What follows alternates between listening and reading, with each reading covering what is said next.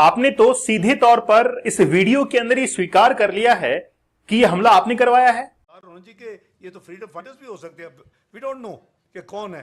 तो हमने कोई किसी किस्म की बिल्कुल ऑनेस्टी के साथ स्टेटमेंट दी थी, लेकिन मैं समझता हूं कि उन्होंने अपनी फेलियर को और अपनी सियासत को जो इंटरनल है और अपने ज़ाती अज़ाइम जो उनके अंदरूनी है उसका हवाला करते हुए एक दफ़ा फिर ये जो इनडायरेक्टली पाकिस्तान की तरफ ये मामले को उसकी तरफ इशारा करने की कोशिश की है।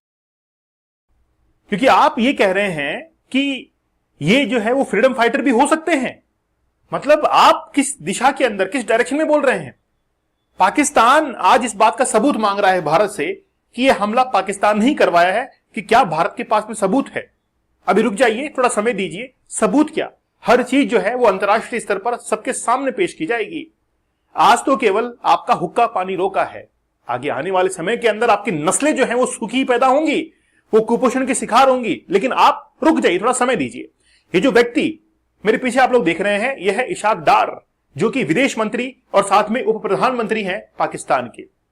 हाल ही में बयान दिया कि ये फ्रीडम फाइटर हैं और पाकिस्तान के ऊपर ये इल्जाम लगाया जा रहा है कि ये पहलगाम के अंदर जो हमला हुआ है ये पाकिस्तान ने करवाया है।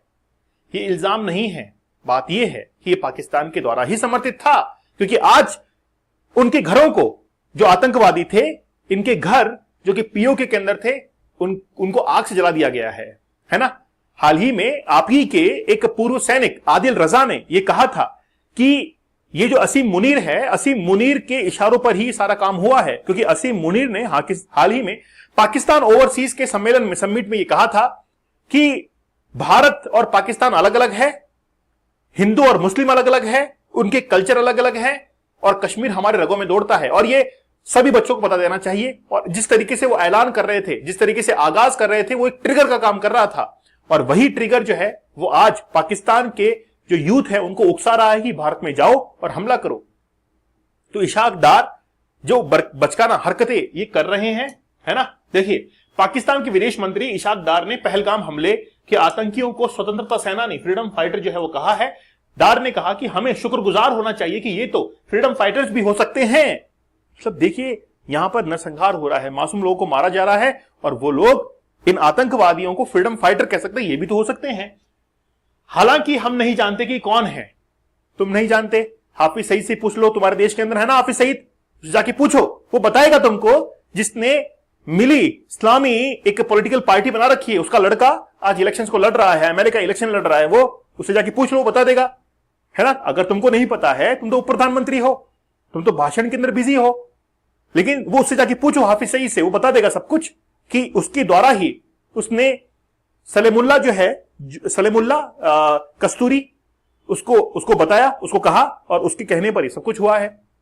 जाके पूछो उनसे। वे अपनी नाकामी और अपने घरेलू राजनीति के लिए पाकिस्तान पर इल्जाम लगा रहे हैं, हम लोग नहीं लगा रहे हैं। अगर हम लोग पाकिस्तान पर इल्जाम लगाते तो आज यूरोपियन यूनियन के अंदर, यूरोपियन जो कंट्रीज हैं, वहां पर लश्कर तैयबा को इसका जिम्मेदार नहीं ठहराया जाता, और लश्कर तैयबा पाकिस्तान से ऑपरेट होता है।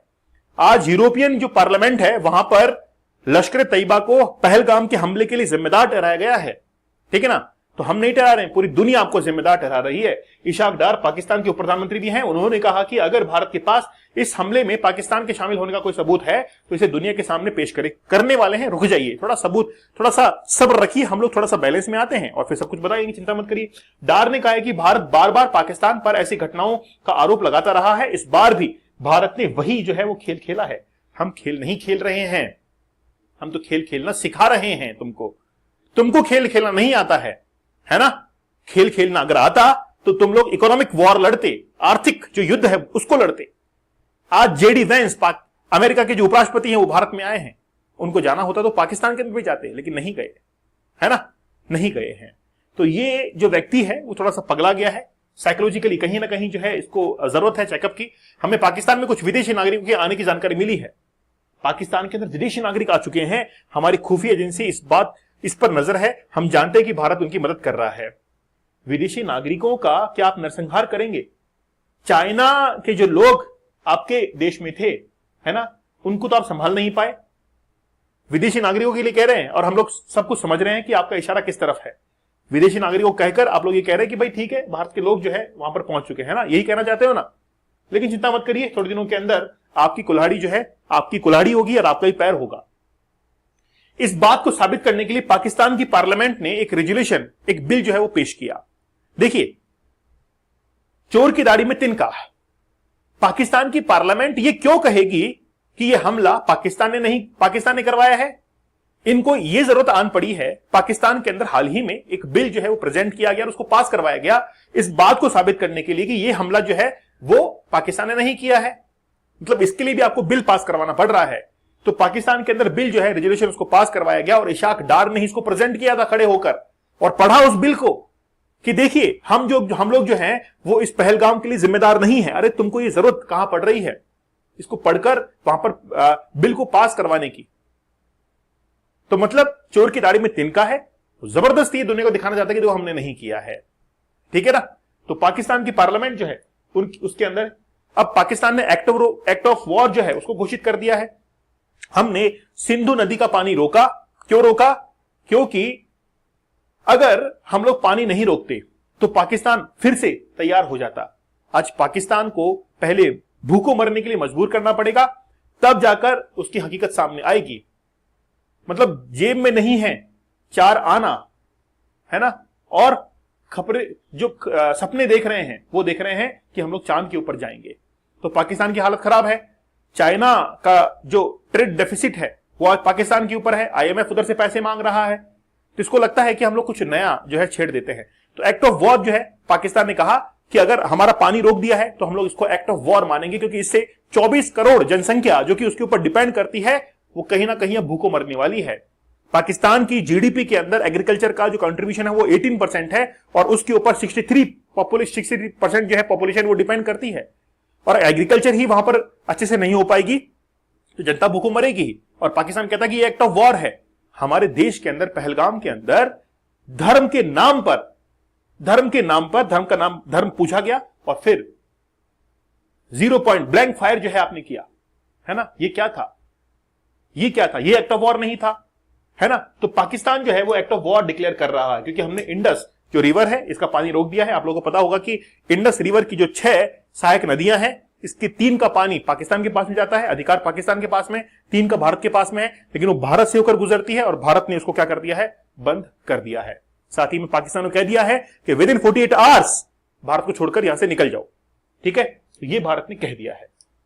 तो पाकिस्तान ने जिस तरीके से अपने ही यानी कि आतंकवादियों को फ्रीडम फाइटर वो कह रहे हैं, कल को वो क्या करेंगे? वहां पर उनको प्राइज देंगे।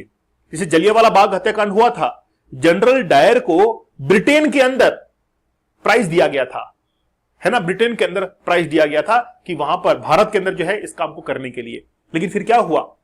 जनरल डायर को हमने पकड़ लिया जाके और फिर 1940 के अंदर उसको भी, समझ रहे ना आप लोग। तो बेसिकली यही हुआ। पाकिस्तान के रक्षा मंत्री ख्वाजा आसिफ ने शुक्रवार को ब्रिटिश अखबार द स्काई को इंटरव्यू दिया। इसमें उन्होंने कहा कि पहलगाम मामले को लेकर भारत पाकिस्तान के बीच शुरू हुआ विवाद दोनों देशों को बीच में बड़ी जंग का रूप ले सकता है। तो ये कह रहे हैं कि बड़ी जंग जो है छिड़ सकती है, चिंता मत करिए, हम भी तैयार हैं।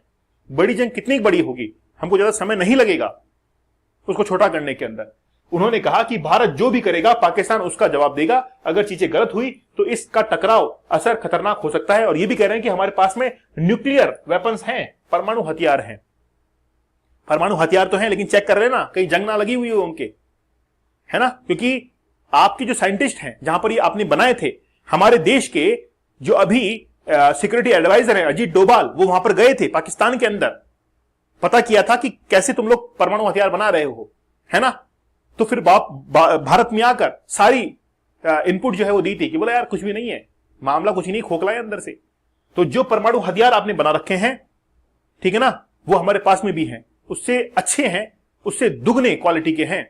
तो हमको धमकी देने की आवश्यकता नहीं है परमाणु हथियारों को लेकर, ठीक है ना। तो कह रहे हैं कि भाई परमाणु हथियार हमारे पास में है, छोड़कर देख लीजिएगा, पता लग जाएगा किसमें दम है। तो परमाणु हथियार की धमकी जो है हमको देने की आवश्यकता नहीं है, ठीक है। अब बात यह है कि पहलगाम जो हमला हुआ है, ब्रिटिश सांसदों ने लश्कर तैयबा को जिम्मेदार ठहराया है। और लश्कर तैयबा जिसको हाफिज सईद क्या करता है, ऑपरेट करता है, और वो पाकिस्तान के अंदर है। और पाकिस्तान ये कहता है कि हमारे ऊपर जबरदस्ती इल्जाम लगा रहे हैं। भाई ये तो क्या बात है। सभी लोग, अब ब्रिटेन के अंदर ये बात चल रही है, वहां की पार्लियामेंट इस बात का समर्थन कर रही है, और क्या चाहिए तुमको सबूत? और बाकी आगे आने वाला समय आने दीजिए, हम बता देंगे आपको। इसीलिए तो हम लोग चीजों को रीडिफाइन करते हैं और आप लोगों के लिए प्रेजेंट करते हैं, है ना? तो रीडिफाइन आप लोगों के लिए कर रहे हैं।